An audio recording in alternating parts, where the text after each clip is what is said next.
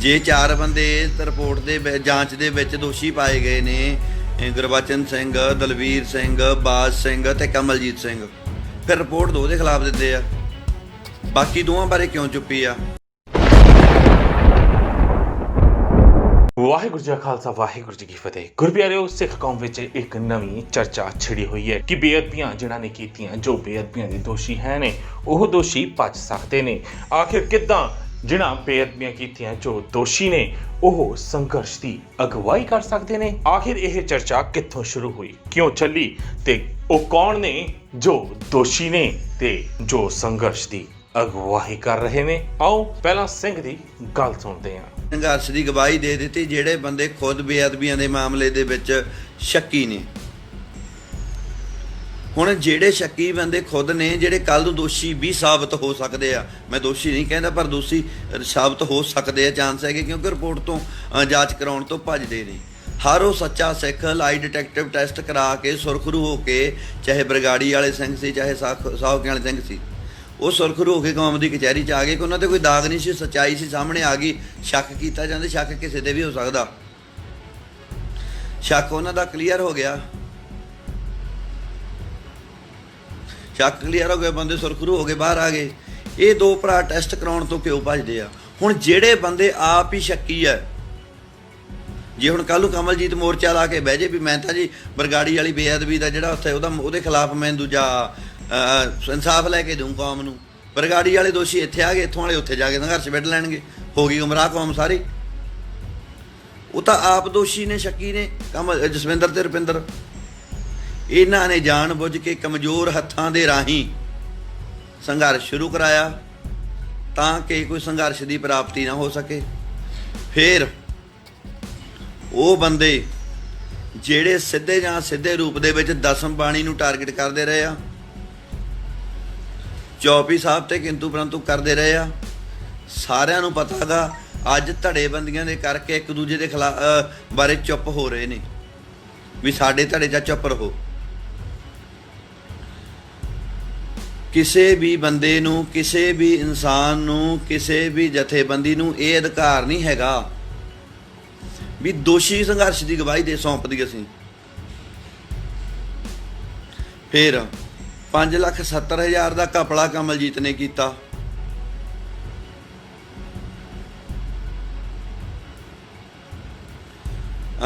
ਬਾਜ ਸਿੰਘ, ਗੁਰਬਚਨ ਸਿੰਘ, ਦਲਵੀਰ ਸਿੰਘ ਉਹਦੇ ਨਾਲ ਹਿੱਸੇਦਾਰ ਨੇ। ਜਾਂਚ ਰਿਪੋਰਟ ਦੇ ਵਿੱਚ ਸਾਹਮਣੇ ਆ ਗਿਆ, ਸੰਗਤ ਦੇ ਵੀ ਸਾਹਮਣੇ ਆ ਜਾਣੀ ਹੈ ਗੱਲ। ਉਸ ਪਾਸੇ ਨੂੰ ਗੱਲ ਲਿਜਾਣ ਦੀ ਬਜਾਏ ਹੋਰ ਪਾਸੇ ਗੱਲ ਸ਼ੁਰੂ ਕਰ ਲਈ। ਕੱਲ ਜਦੋਂ ਮੈਂ ਗੱਲ ਸ਼ੁਰੂ ਕੀਤੀ ਵੀ ਇੱਕ ਪੰਥਕ ਆਗੂ ਦਾ ਭਰਾ ਲੰਮਾ ਸਮਾਂ 14, 15 ਤੇ 16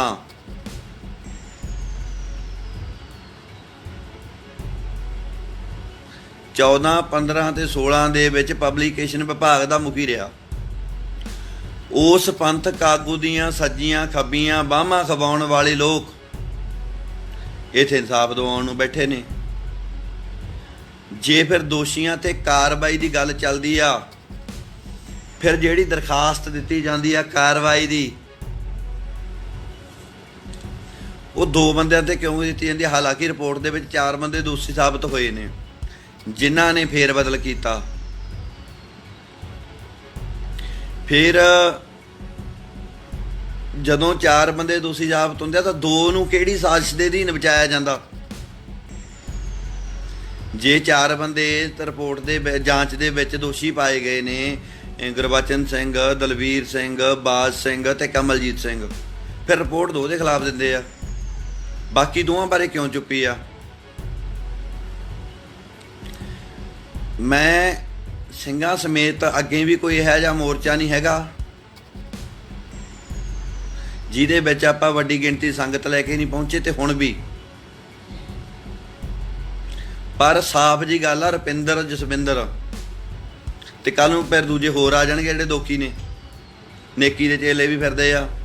ਫਿਰ ਕੱਲ ਨੂੰ ਫਿਰ ਜੇ ਸਾਡੀ ਇਹੀ ਭਾਵਨਾ ਗੀ ਵੀ ਜਿਹੜਾ ਅੱਜ ਬਾਦਲ ਮੁਰਦਾਬਾਦ ਕਹਿੰਦਾ ਉਹ ਸਹੀ ਹੈ, ਜਿੰਨਾ ਮਰਜ਼ੀ ਕਹਿੰਦਾ, ਫਿਰ ਤਾਂ ਹੋਰ ਬੜੇ ਆ ਜਾਣਗੇ। ਫਿਰ ਤਾਂ ਗੁਰਿੰਦਰਪਾਲ ਧਨੌਲੇ ਹੋਰਾਂ ਨੂੰ ਵੀ ਲੈ ਆਉਂਦੇ ਆ। ਹੋਰ ਬੜੇ ਨੇ, ਫਿਰ ਨੇਕੀ ਦੇ ਚੇਲੇ ਵੀ ਆਣਗੇ, ਹੋਰ ਫਿਰ ਦਰਸ਼ਨ ਨੂੰ ਰੋਗੀ ਆ ਉਹਦੇ ਚੇਲੇ ਵੀ ਲਿਆਓ, ਫਿਰ ਘੱਗੇ ਦੀ ਟੀਮ ਵੀ ਲਿਆਓ। ਜੇ ਇਕੱਲੇ ਬਾਦਲ ਦੇ ਵਿਰੋਧ ਦੀ ਗੱਲ ਆ, ਗੱਲ ਬਾਦਲ ਦੀ ਸ਼੍ਰੋਮਣੀ ਕਮੇਟੀ ਦੀ ਕਿਸੇ ਇੱਕ ਬੰਦੇ ਦੀ ਗੱਲ ਨਹੀਂ ਹੈਗੀ, ਗੱਲ ਸਾਹਿਬ ਸ੍ਰੀ ਗੁਰੂ ਗ੍ਰੰਥ ਸਾਹਿਬ ਮਹਾਰਾਜ ਸੱਚੇ ਪਾਤਸ਼ਾਹ ਦੀ ਆ। ਮੈਨੂੰ ਦੱਸੋ ਕਿਹੜੇ ਮੂੰਹ ਨਾਲ ਅਸੀਂ ਰੁਪਿੰਦਰ ਜਸਵਿੰਦਰ ਦੇ ਖਿਲਾਫ? ਇੱਕ ਪਾਸੇ ਤਾਂ ਅਸੀਂ ਪਹਿਲੀ ਕੁਝ ਬੰਦੇ ਮੈਨੂੰ ਕਹਿੰਦੇ ਰੁਪਿੰਦਰ ਜਸਵਿੰਦਰ ਦੀ ਯਾਦ ਹੁਣ ਕਿਉਂ ਆਈ? ਇਹ ਬਿਲਕੁਲ ਝੂਠ ਬੋਲ ਰਹੇ ਹੋ ਤੁਸੀਂ। ਰੁਪਿੰਦਰ ਜਸਵਿੰਦਰ ਦੇ ਮਾਮਲੇ ਤੇ ਮੈਂ ਪਿਛਲੇ 2.5 ਮਹੀਨੇ ਤੋਂ ਕੰਮ ਕਰ ਰਿਹਾ। ਸਿੰਘ ਸਾਹਿਬ ਨੂੰ ਵੀ ਮਿਲੇ ਆ, ਗਿਆਨੀ ਹਰਪ੍ਰੀਤ ਸਿੰਘ ਹੋਰਾਂ ਨਾਲ ਵੀ ਗੱਲ ਹੋਈ ਸੀ। ਉਹ ਕਹਿੰਦੇ ਵੀ ਜੇ ਤੁਸੀਂ ਇਹਨਾਂ ਦੇ ਖਿਲਾਫ ਕੋਈ ਇਕੱਠ ਕਰਨਾ ਜਾਂ ਕੁਝ ਕਰਨਾ ਜਾਂ ਇੱਥੇ ਇਕੱਠ ਦੇ ਰੂਪ ਦੇ ਵਿੱਚ ਆ ਕੇ ਮਿਲਣਾ ਚਾਹੁੰਦੇ ਹੋ ਤਾਂ ਲੋਕਡਾਊਨ ਵਾਲਾ ਜਿਹੜਾ ਸਮਾਂ ਗਾ ਜਾਂ ਕਰੋਨਾ ਵਾਲਾ ਇਹਨੂੰ ਲੰਘ ਲੈਣ ਦੀ, ਉਹ ਤੋਂ ਬਾਅਦ ਤੁਸੀਂ ਇਕੱਠ ਦੇ ਰੂਪ 'ਚ ਇੱਥੇ ਆ ਕੇ ਜਿਵੇਂ ਮਰਜ਼ੀ ਤੁਹਾਨੂੰ ਲੱਗਦਾ ਹੋਇਆ ਤੁਸੀਂ ਜਾਇਜ਼ ਸਮਝੋ ਕਰ ਸਕਦੇ ਹੋ, ਕਿਉਂਕਿ ਕਿਸੇ ਮਸਲੇ ਤੇ ਅਕਾਲ ਤਖਤ ਸਾਹਿਬ ਤੇ ਆਪਣਾ ਮੁੱਦੇ ਨੂੰ ਰੱਖਣਾ। ਭਾਈ ਗੁਰਪ੍ਰੀਤ ਸਿੰਘ ਅਰੀਨੋ ਜੀ, ਆਪਾਂ ਬਿਲਕੁਲ, ਮੈਂ ਹੁਣੇ ਜਾਣ ਨੂੰ ਤਿਆਰ ਹਾਂ, ਹੁਣੇ ਜਾਊਂਗਾ। ਰੁਪਿੰਦਰ ਤੇ ਜਸਵਿੰਦਰ ਨੂੰ ਪਰੇ ਕਰਾਓ, ਮੈਂ ਹੁਣੇ ਤਿਆਰ ਹਾਂ। ਅਸੀਂ ਉਹਨਾਂ ਦੋਖੀਆਂ ਨਾਲ ਨਹੀਂ ਬਹਿ ਸਕਦੇ। ਹਾਂ, ਰੁਪਿੰਦਰ ਜਸਵਿੰਦਰ ਟੈਸਟ ਕਰਾਇਆ, ਹੁਣ ਟੈਸਟ ਕਰਾ ਕੇ ਸੁਰਖਰੂ ਹੋ ਜਾਣ। ਜ਼ਿਆਦਾ ਨਹੀਂ ਕਹਿੰਦਾ ਮੈਂ, 11 ਬੰਦਿਆਂ ਦਾ ਜਥਾ ਮੈਂ ਰੋਜ਼ ਲੈ ਕੇ ਆਇਆ ਕਰੂੰ।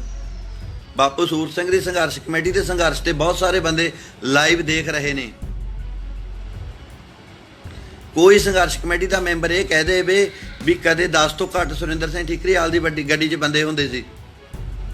6 ਮਹੀਨੇ ਦੇ ਕਰੀਬ ਸੰਘਰਸ਼ ਚੱਲਿਆ, ਰੋਜ਼ ਆਉਂਦੇ ਰਹੇ 10-10 ਬੰਦੇ ਲੈ ਕੇ, ਤੇ ਤੁਹਾਡੇ ਨਾਲ ਵਾਅਦਾ ਗਾ ਚਾਹੇ ਦੂਰ ਵੀ ਆ, ਇੱਥੇ ਵੀ ਲੈ ਕੇ ਆਵਾਂਗੇ, ਪਰ ਇਦਾਂ ਦੇ ਬੰਦਿਆਂ ਨਾਲ ਨਹੀਂ ਅਸੀਂ ਬਹਿ ਸਕਦੇ।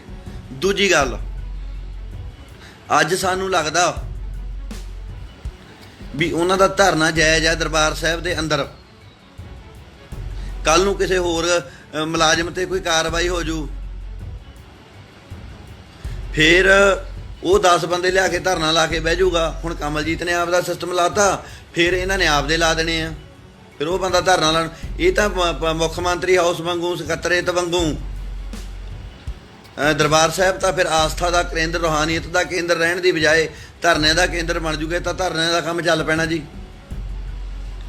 ਧਰਨਾ ਹਦੂਦ ਤੋਂ ਬਾਹਰ ਲਾਇਆ ਜਾਵੇ, ਪਬਲਿਕੇਸ਼ਨ ਡਿਪਾਰਟਮੈਂਟ ਦੇ ਬਾਹਰ ਲਾਇਆ ਜਾਵੇ। ਇਹ ਤਾਂ ਫਿਰ ਉਹ ਮਟਕਾ ਚੌਂਕ ਵਾਲਾ ਕੰਮ ਬਣਾ ਦੋਗੇ ਤੁਸੀਂ। ਅੱਜ ਇੱਕ ਧਿਰ ਧਰਨਾ, ਕੱਲ੍ਹ ਨੂੰ ਦੂਜੀ ਲਾਉਂਦੀ ਆ, ਪਰਸੋਂ ਨੂੰ ਤੀਜੀ ਲਾਉਂਦੀ ਆ। ਧਰਨੇ ਲਾਓ ਪਬਲਿਕੇਸ਼ਨ ਡਿਪਾਰਟਮੈਂਟ ਮੂਹਰੇ, ਧਰਨੇ ਲਾਓ ਸੁਖਬੀਰ ਸਿੰਘ ਬਾਦਲ ਦੇ ਘਰ ਮੂਹਰੇ, ਧਰਨਾ ਲਾਓ ਗੋਬਿੰਦ ਸਿੰਘ ਲੌਂਗੋਵਾਲ ਦੇ ਘਰ ਮੂਹਰੇ, ਜਿੱਥੇ ਮਰਜ਼ੀ ਲਾਓ। ਦਰਬਾਰ ਸਾਹਿਬ ਤੋਂ ਬਾਹਰ ਅਸੀਂ ਤੁਹਾਡੇ ਨਾਲ ਆ। ਮੈਂ ਤੁਹਾਡੇ ਨਾਲ ਵਾਅਦਾ ਕਰਦਾ ਵੀ ਕੁਛ ਵੀ ਜੇਲ੍ਹ ਜਾਣਾ ਪਊ ਤਾਂ ਵੀ ਤਿਆਰ ਆ, ਪਰਚੇ ਹੋਣਗੇ ਤਾਂ ਵੀ ਤਿਆਰ ਆ। ਇੱਕ ਉੱਥੇ ਬਹਿ ਕੇ ਘੰਟੇ ਕੇ ਬਾਅਦ ਕੋਈ ਨਾ ਕੋਈ ਬਿਆਨ ਦੇ ਦਿੰਦੇ ਆ ਵੀ ਅਸੀਂ ਇੱਥੋਂ ਸਾਡੀ ਇੱਥੋਂ ਲਾਸ਼ ਜਾਣੀ ਆ, ਇੱਦਾਂ ਜਾਣਾ। ਬਾਪੂ ਸੂਰਤ ਸਿੰਘ ਦੇ ਘਰੇ ਵੀ ਕਈਆਂ ਨੇ ਐਲਾਨ ਕੀਤਾ ਸੀ ਵੀ ਸਾਡੀਆਂ ਲਾਸ਼ਾਂ ਜਾਣਗੀਆਂ, ਤੇ ਉੱਥੇ ਬਰਗਾੜੀ ਵੀ ਐਲਾਨ ਹੋਏ ਸੀ ਵੀ ਸਾਡੀਆਂ ਲਾਸ਼ਾਂ ਜਾਣਗੀਆਂ। ਸੋ ਇੱਦਾਂ ਦੀਆਂ ਗੰਭੀਰ ਸਿੱਟੇ ਨਿਕਲਣਗੇ ਜੀ, ਫਲਾਨਾ ਹੋਊਗਾ ਜੀ।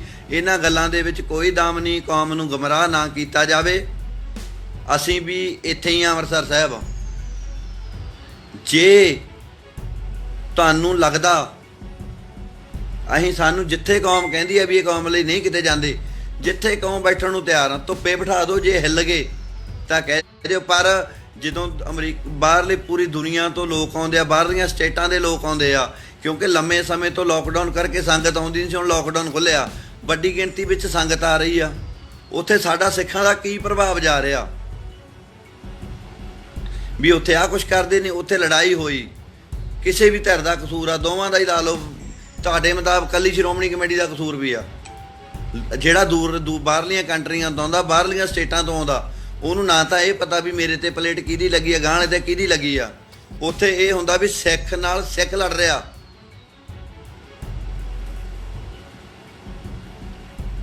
ਭਾਈ ਸਾਹਿਬ ਜੀ, ਅਸੀਂ ਇਹ ਤਿਆਰੀ ਕਰ ਰਹੇ ਸੀ, ਤਾਂ ਹੀ ਇਹਨਾਂ ਨੇ ਇਹੋ ਜਿਹੇ ਬੰਦੇ ਬਿਠਾਏ ਨੇ ਜਿਨ੍ਹਾਂ ਦੇ ਨਾਂ ਤੇ ਇਕੱਠ ਨਾ ਹੋ ਸਕੇ। ਧਰਨੇ ਲਾਉਣ, ਮੁਜ਼ਾਹਰੇ ਕਰਨ, ਸੰਘਰਸ਼ ਕਰਨ, ਅਸੀਂ ਨਾਲ ਜਾਵਾਂਗੇ, ਨਾਲ ਖੜਾਂਗੇ। ਪਰ ਗੁਰੂ ਘਰਾਂ ਦੇ ਵਿੱਚ ਧਰਨਿਆਂ ਦਾ ਕਨਸੈਪਟ ਨਹੀਂ ਹੈਗਾ, ਤੇ ਨਾ ਹੀ ਕੱਲ ਨੂੰ ਫਿਰ ਹੋਰ ਕੋਈ ਧਿਰ ਆ ਜੂਗੀ, ਫਿਰ ਉਹ ਧਰਨਾ ਲਾ ਕੇ ਬਹਿ ਜੂਗੀ, ਫਿਰ ਕੋਈ ਹੋਰ ਬੰਦਾ ਆਏ, ਫਿਰ ਉਹ ਧਰਨ ਇੱਥੇ ਅਸੀਂ ਕੀਰਤਨ ਸੁਣਾਂਗੇ, ਕਥਾ ਸੁਣਾਂਗੇ, ਪ੍ਰਚਾਰ ਹੋਊਗਾ, ਜਾਂ ਇੱਥੇ ਧਰਨੇ ਲੱਗਿਆ ਕਰਨਗੇ। ਗੱਲ ਨੂੰ ਸਮਝਣ ਦੀ ਕੋਸ਼ਿਸ਼ ਕਰੋ। ਜਿਹੜੇ ਵੀਰ ਆ 2-4 ਅਪਸ਼ਬਦ ਲਿਖਦੇ ਨੇ, ਮੈਨੂੰ ਬੋਲਣਾ ਵੀ ਆਉਂਦਾ ਤੇ ਮੈਨੂੰ ਲਿਖਣਾ ਵੀ ਆਉਂਦਾ।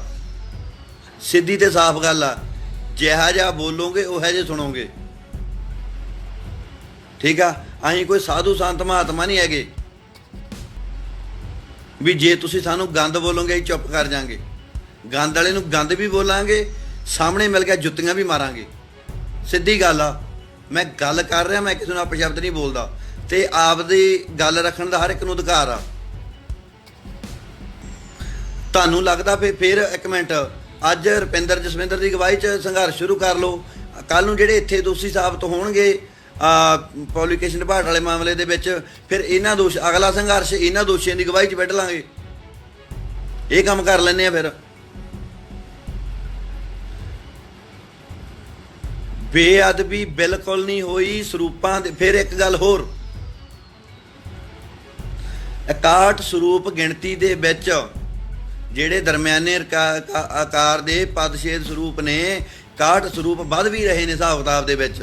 ਸ਼ਾਇਦ ਤੁਹਾਨੂੰ ਇਹ ਵੀ ਨਹੀਂ ਪਤਾ, 61 ਸਰੂਪ ਗਿਣਤੀ 'ਚ ਵੱਧ ਵੀ ਰਹੇ ਨੇ, ਜਿਨ੍ਹਾਂ ਦੇ ਵਿੱਚੋਂ 54 ਸਰੂਪਾਂ ਦੇ ਬਾਰੇ ਜਾਂਚ ਕਮੇਟੀ ਦੇ ਕੋਲੇ ਕਮਲਜੀਤ ਸਿੰਘ ਮੰਨ ਚੁੱਕਿਆ ਵੀ ਉਹਨੇ ਕਿੱਥੇ ਕਿੱਥੇ ਆਪਣੇ ਮੱਧ ਪ੍ਰਦੇਸ਼ ਦੇ ਵਿੱਚ, ਰਾਜਸਥਾਨ, ਰੈਕੋਟ, ਸਮਾਣੇ, ਲੁਧਿਆਣਾ ਤੇ ਗੰਗਾ ਨਗਰ, ਕਾਫੀ ਜਗ੍ਹਾ ਉਹਨੇ ਦਿੱਤੇ ਆ। 6 ਸਰੂਪ ਇੱਥੇ ਪਬਲਿਕੇਸ਼ਨ ਡਿਪਾਰਟਮੈਂਟ ਦੇ ਵਿੱਚ ਵਿਰਾਜਮਾਨ ਨੇ। 60 ਇੱਕ ਸਰੂਪ ਬਾਰੇ ਅਜੇ ਕੋਈ ਮੰਨ ਨਹੀਂ ਰਿਹਾ। ਅਸਲ ਦੇ ਵਿੱਚ ਉਹਨੇ ਘਪਲਾ ਉਹ ਜਾਂ ਗਿਣਤੀ ਦੇ ਵਿੱਚ ਵਾਧਾ ਘਾਟਾ ਉੱਥੇ ਪਾਇਆ। ਹੁਣ ਬਹੁਤ ਸਾਰੇ ਬੰਦੇ ਕਹਿੰਦੇ ਵੀ ਇੰਨੇ ਚਿਰ ਬਾਅਦ ਰੌਲਾ ਕਿਉਂ ਪਾਇਆ, ਜਾਂ ਮਸਲਾ ਅੱਜ ਹੀ ਕਿਉਂ ਹੋਇਆ।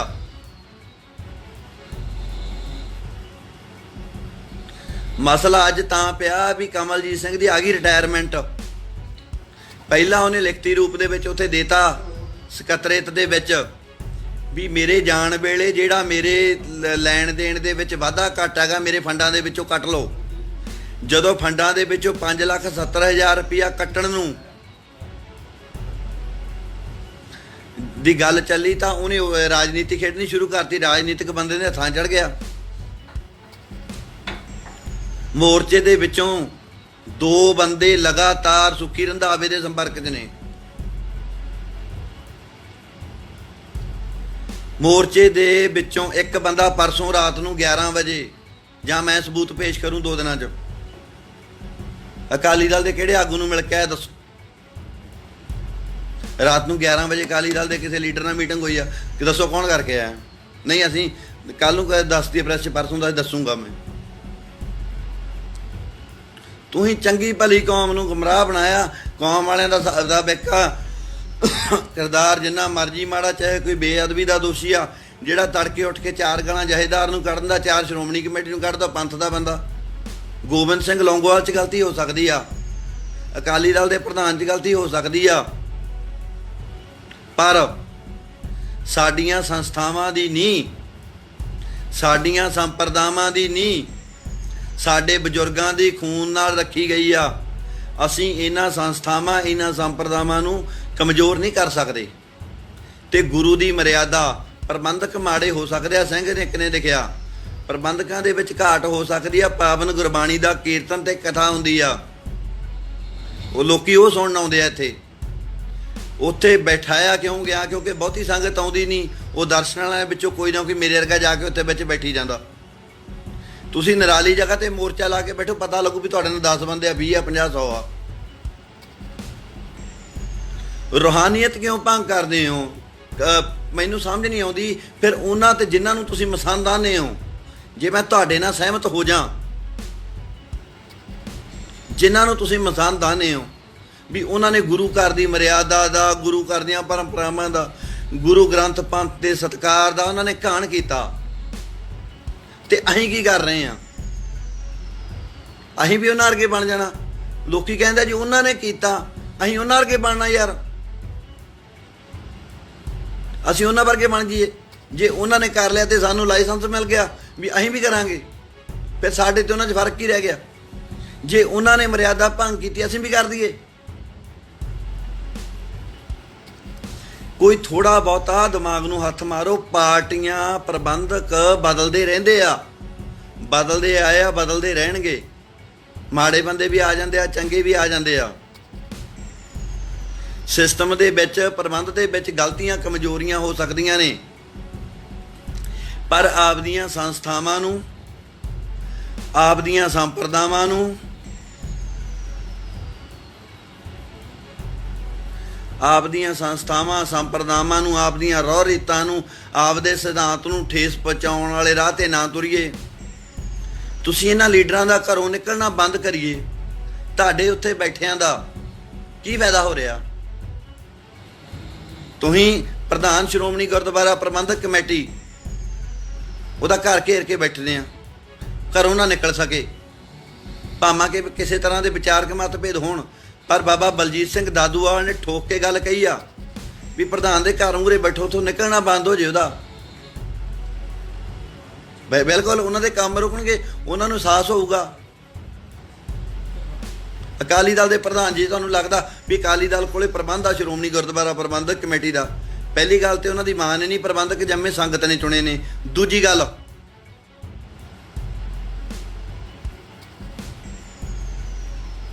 ਅਕਾਲੀ ਦਲ ਦੇ ਪ੍ਰਧਾਨ ਦਾ ਘਰ ਘੇਰਦੇ ਆ। ਚਲੋ, ਮੈਂ ਬਾਬਾ ਬਲਜੀਤ ਸਿੰਘ ਦਾਦੂਵਾਲ ਦੀ ਜਿਹੜੀ ਗੱਲ ਕਹੀ ਆ, ਮੈਂ ਉਹਦੇ ਨਾਲ ਸਹਿਮਤੀ ਦੱਸਦਾ। ਜਿਹੜਾ ਕਰਨਾ ਚਾਹੀਦਾ ਯਾਰ, ਲੀਡਰਾਂ ਦੇ ਘਰਾਂ ਵੱਲ ਨੂੰ, ਜਿੱਥੋਂ ਉਹਨਾਂ ਨੂੰ ਘਰੋਂ ਨਿਕਲਣਾ ਬੰਦ ਹੋਵੇ, ਉਹ ਪ੍ਰੋਗਰਾਮਾਂ ਤੇ ਨਾ ਜਾ ਸਕਣ, ਉਹ ਇਕੱਠਾਂ ਨੂੰ ਸੰਬੋਧਨ ਨਾ ਕਰਨ ਸਕਣ, ਉਹਦੀ ਬਜਾਏ ਅਸੀਂ ਆਪਦੇ ਗੁਰੂ ਘਰਾਂ ਦੇ ਸਿਧਾਂਤ ਨੂੰ ਠੇਸ ਪਹੁੰਚਾਉਣ ਵਾਲੇ ਪਾਸੇ ਤੁਰ ਪਏ। ਸਾਡੀਆਂ ਰਹੁ ਰੀਤਾਂ ਨੂੰ ਖਤਮ ਕਰਨ ਵਾਲੇ ਪਾਸੇ ਤੁਰ ਪਏ। ਬਹੁਤ ਸਾਰੇ ਬੰਦੇ ਕਹਿੰਦੇ ਉਹਨਾਂ ਨੇ ਐਂ ਕੀਤਾ, ਮੈਂ ਸਹਿਮਤ ਹਾਂ ਤੁਹਾਡੇ ਨਾਲ ਕੀਤਾ। ਉਹਨਾਂ ਦੇ ਵਿੱਚ ਮਾੜੇ ਹੋਣਗੇ,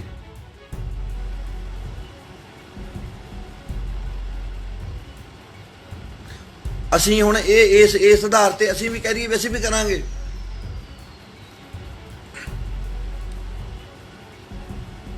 ਜੇ ਉਹਨਾਂ ਨੇ ਕੀਤਾ, ਹੁਣ ਅਸੀਂ ਕਹਿੰਦੇ ਉਹਨਾਂ ਨੇ ਵੀ ਕੀਤਾ ਜੀ, ਉਹਨਾਂ ਨੇ ਕੀਤਾ, ਅਸੀਂ ਵੀ ਕਰੀਏ।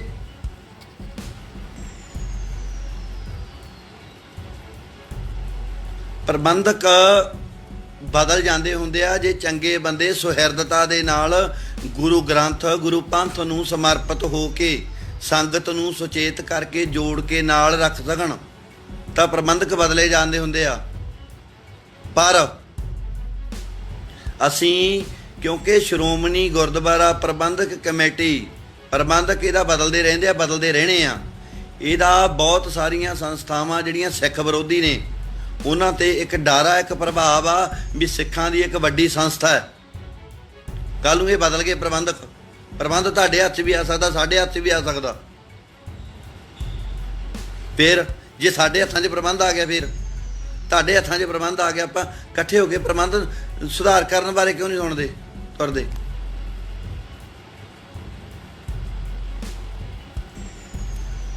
ਅਸੀਂ ਪ੍ਰਬੰਧ ਨੂੰ ਬਦਲਣ ਵਾਲੇ ਪਾਸੇ ਸੁਹਿਰਦਤਾ ਦੇ ਨਾਲ ਕਿਉਂ ਨਹੀਂ ਤੁਰਦੇ?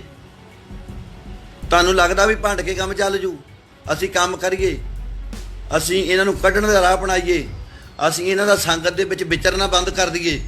ਜੋ ਕਰਨਾ ਚਾਹੀਦਾ, ਬੈਠੇ ਰਹਿੰਦੇ ਆ, ਗੁਰੂ ਘਰ ਦੇ ਸਿਧਾਂਤ ਨੂੰ ਠੇਸ ਪਹੁੰਚਾਉਂਦੇ ਆ, ਸੰਗਤ ਦੇ ਮਨਾਂ ਨੂੰ ਠੇਸ ਪਹੁੰਚਦੀ ਆ। ਲੋਕੀ ਆਪਸ ਦੇ ਵਿੱਚ ਸਿੱਖਾਂ ਦੀ ਕੁੱਲ ਮਿਲਾ ਕੇ ਬਦਨਾਮੀ ਹੁੰਦੀ ਆ। ਇਸ ਗੱਲ ਤੋਂ ਬਚੀਏ, ਸੰਘਰਸ਼ ਨੂੰ ਸਹੀ ਦਿਸ਼ਾ ਵੱਲ ਲੈ ਕੇ ਜਾਈਏ। ਤੁਹਾਡੇ ਬਿਲਕੁਲ ਨਾਲ ਆ, ਤੁਹਾਡੇ ਭਰਾਂਗੇ, ਤੁਹਾਡੇ ਸਹਿਯੋਗੀ ਆ, ਪਰ ਗੁਰੂ ਘਰ ਦੀ ਮਾਣ ਮਰਿਆਦਾ ਦਾ ਖਿਆਲ ਰੱਖੀਏ। ਜੇ ਉਹਨਾਂ ਨੇ ਭੰਗ ਕੀਤੀ, ਅਸੀਂ ਉਹਨਾਂ ਵਰਗੇ ਨਹੀਂ ਬਣਨਾ। ਗੁਰੂ ਗ੍ਰੰਥ, ਗੁਰੂ ਪੰਥ ਨੂੰ ਸਮਰਪਿਤ ਹੋ ਕੇ, ਜਾਂ ਇਹ ਗੱਲ ਆ ਵੀ ਅਕਾਲੀ ਦਲ ਦੇ ਕੁਝ ਲੀਡਰਾਂ ਦੇ ਟੱਚ ਦੇ ਵਿੱਚ, ਜਾਂ ਕਾਂਗਰਸ ਦੇ ਲੀਡਰਾਂ ਦੇ ਟੱਚ ਵਿੱਚ ਨਹੀਂ ਬੰਦੇ ਹੈਗੇ ਗੁਰੂ ਗ੍ਰੰਥ ਸਾਹਿਬ ਦੀ ਹਜ਼ੂਰੀ ਜਾ ਕੇ ਅਰਦਾਸ ਕਰਨ। ਮੈਂ ਸਾਰਿਆਂ ਨੂੰ ਨਹੀਂ ਕਹਿ ਰਿਹਾ।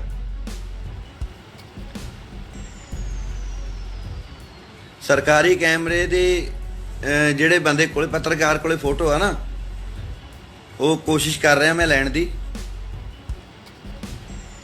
ਜੇ ਮਿਲ ਗਈ ਤਾਂ ਮੈਂ ਤੁਹਾਨੂੰ ਦਿਖਾਊਂਗਾ ਵੀ ਕਿਵੇਂ ਮੋਰਚੇ ਦੇ ਪ੍ਰਬੰਧਕਾਂ 'ਚੋਂ ਇੱਕ ਬੰਦਾ ਅਕਾਲੀ ਦਲ ਦੇ ਇੱਕ ਜ਼ਿੰਮੇਵਾਰ ਵੱਡੇ ਲੀਡਰ ਨੂੰ ਮਿਲ ਕੇ ਆਇਆ। ਕੀ ਕਰਨ ਗਿਆ ਸੀ?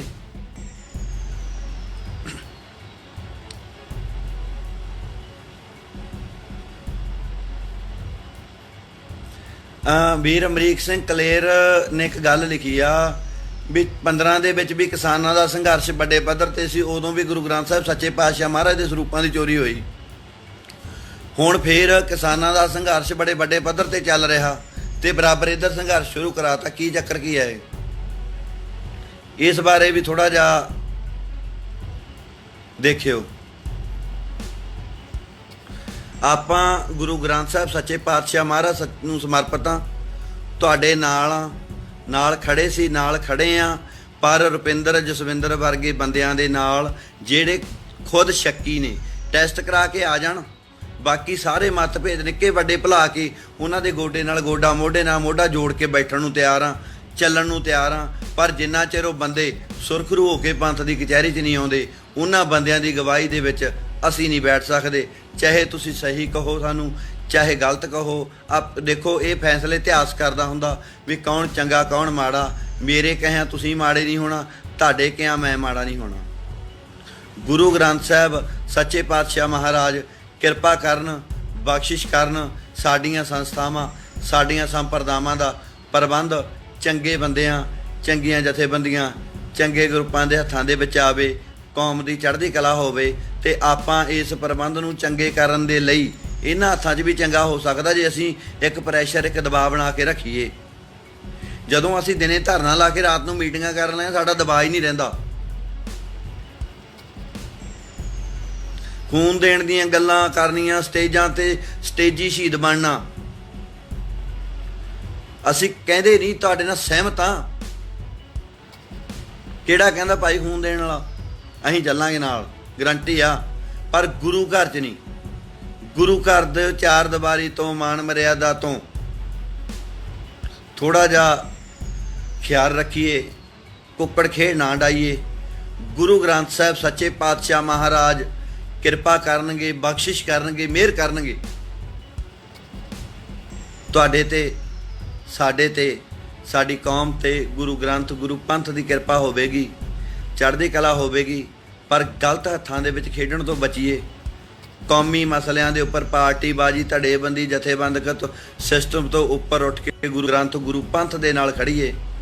ਹਮੇਸ਼ਾ ਹੀ ਗੁਰੂ ਗ੍ਰੰਥ, ਗੁਰੂ ਪੰਥ ਦੀ ਚੜ੍ਹਦੀ ਕਲਾ ਦੇ ਲਈ ਲੋਚਦੇ ਹਾਂ ਤੇ ਕਦੇ ਇਹ ਨਹੀਂ ਪਿੱਛੇ ਮੁੜ ਕੇ ਦੇਖਿਆ ਵੀ ਇੰਨੇ ਦਿਨ ਜਾਂ ਇੰਨਾ ਚਿਰ ਹੋ ਗਿਆ ਘਰੋਂ ਆਇਆਂ ਨੂੰ ਘਰ ਮੁੜਨਾ। ਤੁਹਾਡੇ ਨਾਲ ਸੀ, ਨਾਲ ਹਾਂ ਤੇ ਨਾਲ ਹੀ ਰਹਾਂਗੇ। ਪਰ ਮਾਫ ਕਰਿਓ, ਅਸੀਂ ਰੁਪਿੰਦਰ ਜਸਵਿੰਦਰ ਵਰਗਿਆਂ ਨਾਲ ਸਟੇਜਾਂ ਨਹੀਂ ਸਾਂਝੀਆਂ ਕਰ ਸਕਦੇ। ਜਿਨ੍ਹਾਂ ਦੀਆਂ ਰੀੜ੍ਹ ਦੀਆਂ ਹੱਡੀਆਂ ਟੁੱਟ ਗਈਆਂ, ਮਹੀਨੇ ਕੁ ਬਾਅਦ ਰੀੜ੍ਹ ਦੀ ਹੱਡੀ ਠੀਕ ਹੋ ਗਈ, ਫਿਰ ਉਹ ਖਾਨੀ ਤੈਨੂੰ ਖਾਨੀ ਝਾਂਜਰ ਲੈ ਦਿਆਂਗੇ, ਖਾਨੀ ਕੜਾ ਲੈ ਦਿਆਂਗੇ ਸੋਨੇ ਦਾ, ਖਾਨੀ ਕਿਹੜੀ ਬਿੱਲੋ ਰਾਣੀਏ। ਫਿਰ ਉਹ 'ਤੇ ਉਹ ਡਾਂਸ ਕਰਨ ਲੱਗ ਜਾਂਦੇ ਆ। ਫਿਰ ਉਹਨਾਂ ਨੂੰ ਸਰਕਾਰ ਲਾਇਸੈਂਸੀ ਅਸਲੇ ਵੀ ਦੇ ਦਿੰਦੀ ਆ। ਫਿਰ ਸਰਕਾਰ ਉਹਨਾਂ ਨੂੰ ਆਰਥਿਕ ਤੌਰ 'ਤੇ, ਕਿੰਨੇ ਕੁ ਜੁਝਾਰੂ ਬੰਦਿਆਂ ਨੂੰ ਸਰਕਾਰ ਨੇ ਆਰਥਿਕ ਮਦਦ ਕੀਤੀ ਆ। ਭਾਈ ਪ੍ਰਗਟ ਸਿੰਘ ਹੋਰੀ ਵੇਖ ਰਹੇ ਨੇ, ਹੋਰ ਭਾਈ ਬਿੰਦਰ ਸਿੰਘ ਹੋਰੀ, ਬੜੇ ਸਿੰਘ ਨੇ ਜਿਹੜੇ ਸੰਘਰਸ਼ ਨਾਲ ਕਿਸੇ ਨਾਲ ਸਿੱਧੇ ਜਾਂ ਸਿੱਧੇ ਰੂਪ 'ਚ ਜੁੜੇ ਹੋਏ ਨੇ। ਕਿੰਨਿਆਂ ਨੂੰ ਸਰਕਾਰੀ ਮਦਦਾਂ ਮਿਲੀਆਂ ਮੈਨੂੰ ਦੱਸਿਓ ਜਰਾ। ਇਹਨਾਂ ਨੂੰ ਕਿਵੇਂ ਮਦਦ ਮਿਲ ਗਈ? ਅਸੀਂ ਵੀ ਗੁਰੂ ਗ੍ਰੰਥ ਸਾਹਿਬ ਦੇ ਮਾਮਲੇ ਜੇਲ੍ਹ ਕੱਟੀ ਆ 2 ਵਾਰੀ, ਸਾਡੀ ਤਾਂ ਕਦੇ ਮਦਦ ਨਹੀਂ ਕੀਤੀ। ਇਹਨਾਂ ਨੂੰ 30-30, 35-35 ਲੱਖ ਰੁਪਏ ਸਰਕਾਰਾਂ ਨੇ ਜਿਹੜਾ ਦਿੱਤਾ, ਕਾਂਗਰਸ ਸਰਕਾਰ ਨੇ ਦਿੱਤਾ, ਉਹਦਾ ਅੱਜ ਇਹ ਮੁੱਲ ਮੋੜ ਰਹੇ ਨੇ। ਉਹਦਾ ਮੁੱਲ ਮੋੜਦੇ ਆਂ ਹੀ ਇਹ ਜਿਹੜਾ ਆਪਣੇ ਸਿੱਖ ਸਿਧਾਂਤ, ਕਿਉਂਕਿ ਸਰੀਰਕ ਤੌਰ 'ਤੇ ਸਰਕਾਰ ਨੇ ਸਾਨੂੰ ਮਾਰ ਕੇ ਵੇਖ ਲਿਆ, ਅਸੀਂ ਉਹਨਾਂ ਦੇ ਮਾਰਿਆ ਮੁੱਕੇ ਨਹੀਂ। ਹੁਣ ਸਾਡੇ ਸਿਧਾਂਤ ਨੂੰ, ਸਾਡੀਆਂ ਪਰੰਪਰਾਵਾਂ ਨੂੰ, ਸਾਡੀਆਂ ਮਰਿਆਦਾ ਨੂੰ, ਸਾਡੀਆਂ ਰਹੁ ਰੀਤਾਂ ਨੂੰ ਠੇਸ ਪਹੁੰਚਾਉਣ ਦੇ ਲਈ ਇਹ ਵੱਡੇ ਪੱਧਰ 'ਤੇ ਲੱਗੇ ਹੋਏ ਨੇ। ਬੇਨਤੀ ਹੈ ਮੇਰੀ ਸਾਰੇ ਭਰਾਵਾਂ ਨੂੰ, ਸੁਚੇਤ ਹੋਈਏ, ਜਾਗਰਿਤ ਹੋਈਏ।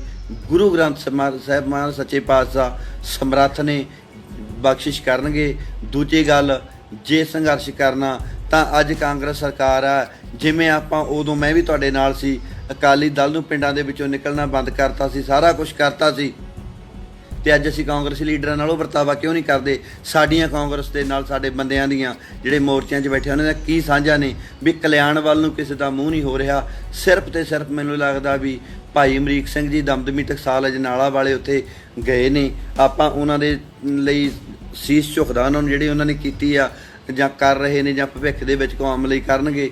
ਪੰਥ ਤੇ ਦਰਦ ਵਾਲੇ ਸਿੰਘ ਉੱਥੇ ਪਹੁੰਚੇ ਨੇ, ਪਰ ਸਰਕਾਰਾਂ ਨਾਲ ਸਾਂਝ ਰੱਖਣ ਵਾਲੇ ਬੰਦੇ ਦਾ ਮੂੰਹ ਕਦੇ ਵੀ ਕਲਿਆਣ ਵੱਲ ਨਹੀਂ ਹੋਵੇਗਾ, ਕਿਉਂਕਿ ਜਿਨ੍ਹਾਂ ਨਾਲ ਉਹਨਾਂ ਦੀਆਂ ਸਾਂਝਾਂ ਨੇ ਉਹ ਉਹਨਾਂ ਨੂੰ ਕਦੇ ਟਾਰਗੇਟ ਨਹੀਂ ਹੋਣ ਦੇਣਗੇ। ਜਿਹੜੇ ਕਾਂਗਰਸ ਦੇ ਖਿਲਾਫ ਸੰਘਰਸ਼ ਹੋ ਸਕਦੇ ਨੇ ਉਹਨਾਂ ਦਾ ਮੂੰਹ ਹਮੇਸ਼ਾ ਪੰਥ ਵੱਲ ਨੂੰ ਰੱਖਣਗੇ। ਆਪਸੀ ਜਿਹੜਾ ਸਿੱਖਾਂ ਦੀਆਂ ਸੰਸਥਾਵਾਂ, ਸੰਪਰਦਾਵਾਂ, ਗੁਰੂ ਘਰ ਦੀਆਂ ਰਹੁ ਰੀਤਾਂ ਨੇ ਉਹਨਾਂ ਨੂੰ ਠੇਸ ਪਹੁੰਚਾਉਣ ਵੱਲ, ਉਹਨਾਂ ਨੂੰ ਫੇਲ ਕਰਨ ਵੱਲ, ਉਹਨਾਂ ਨੂੰ ਖਤਮ ਕਰਨ ਵੱਲ ਰਹਿਣਗੇ। ਪੰਥ ਨੂੰ ਪਿਆਰ ਕਰਨ ਵਾਲੇ, ਗੁਰੂ ਗ੍ਰੰਥ ਨੂੰ ਪਿਆਰ ਕਰਨ ਵਾਲੇ ਕਦੇ ਧੜੇਬੰਦੀਆਂ 'ਚ ਨਹੀਂ ਪੈਂਦੇ। ਜਿਹੜੇ ਬੰਦੇ ਇੱਕ ਧਿਰ ਨੂੰ ਬਿਲਕੁਲ ਸੁਰਖਰੂ ਕਰ ਰਹੇ ਨੇ, ਮੈਂ ਨਹੀਂ ਕਹਿੰਦਾ ਵੀ ਦੂਜੀ ਧਿਰ ਸਹੀ ਆ, ਉਹਦੇ ਵਿੱਚ ਵੀ ਗਲਤੀਆਂ ਨੇ, ਉਹਦੇ ਵਿੱਚ ਵੀ ਘਾਟਾਂ ਨੇ। ਮੈਂ ਤੁਹਾਡੇ ਨਾਲ ਖੁਦ ਸਹਿਮਤ ਹਾਂ, ਮੈਂ ਖੁਦ ਪੀੜਤ ਹਾਂ, ਮੈਂ ਖੁਦ 12-13 ਪਰਚੇ ਉਹ ਸਰਕਾਰ ਦੇ ਸਮੇਂ 'ਚ ਕਰਵਾਏ ਨੇ।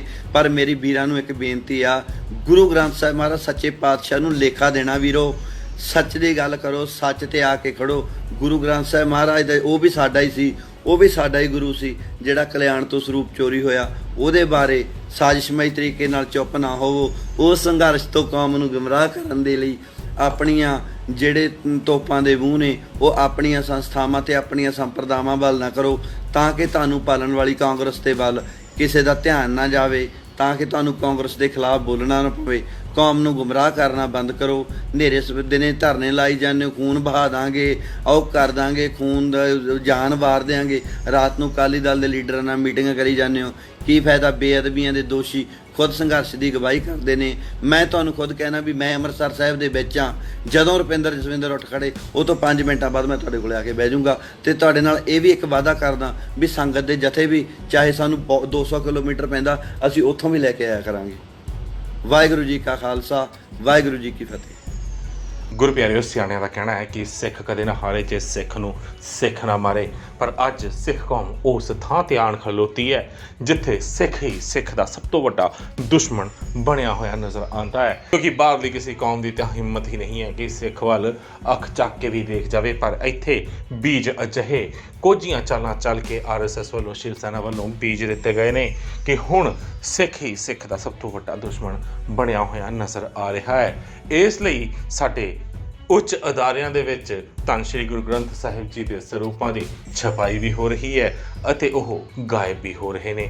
ਹੁਣ ਇਹ ਜਾਂ ਤਾਂ ਉੱਚ ਅਧਿਕਾਰੀ ਜਾਣਦੇ ਨੇ ਜਾਂ ਪਰਮਾਤਮਾ ਜਾਣਦਾ ਹੈ ਕਿ ਉਹਨਾਂ ਸਰੂਪਾਂ ਦੇ ਨਾਲ ਕੀ ਕੀਤਾ, ਕਿਸ ਨੂੰ ਵੇਚਿਆ, ਕਿੱਥੇ ਦਿੱਤੇ ਗਏ, ਕਿੱਥੇ ਸ਼ਸ਼ੋਭਿਤ ਨੇ 328 ਉਹ ਸਰੂਪ ਜੋ SGPC ਦੇ ਅਧਿਕਾਰੀਆਂ ਵੱਲੋਂ ਗਾਇਬ ਕੀਤੇ ਗਏ। ਹੁਣ ਵੇਖਣਾ ਇਹ ਹੋਵੇਗਾ ਕਿ ਜਥੇਦਾਰ ਸ਼੍ਰੀ ਅਕਾਲ ਤਖਤ ਸਾਹਿਬ, ਜਿਨ੍ਹਾਂ ਤੋਂ ਕੌਮ ਨੂੰ ਬਹੁਤ ਉਮੀਦਾਂ ਨੇ, ਉਹ ਇਸ ਮਸਲੇ ਵਿੱਚ ਦੋਸ਼ੀਆਂ ਨੂੰ ਕਦੋਂ ਬੇਨਕਾਬ ਕਰਦੇ ਨੇ ਤੇ ਕਦੋਂ ਸਜ਼ਾਵਾਂ ਸੁਣਾਉਂਦੇ ਨੇ। ਤੁਸੀਂ ਸਭ ਇਸ ਮਸਲੇ ਤੇ ਕੀ ਸੋਚਦੇ ਹੋ? ਆਪਣੇ ਵਿਚਾਰ ਨੀਚੇ ਕਮੈਂਟਸ ਦੇ ਵਿੱਚ ਜ਼ਰੂਰ ਦੇਣਾ। ਵੀਡੀਓ ਚੰਗੀ ਲੱਗੀ ਹੋਵੇ ਲਾਈਕ ਤੇ ਸ਼ੇਅਰ ਵੀ ਜ਼ਰੂਰ ਕਰਨਾ। ਵਾਹਿਗੁਰੂ ਜੀ ਕਾ ਖਾਲਸਾ, ਵਾਹਿਗੁਰੂ ਜੀ ਕੀ ਫਤਿਹ।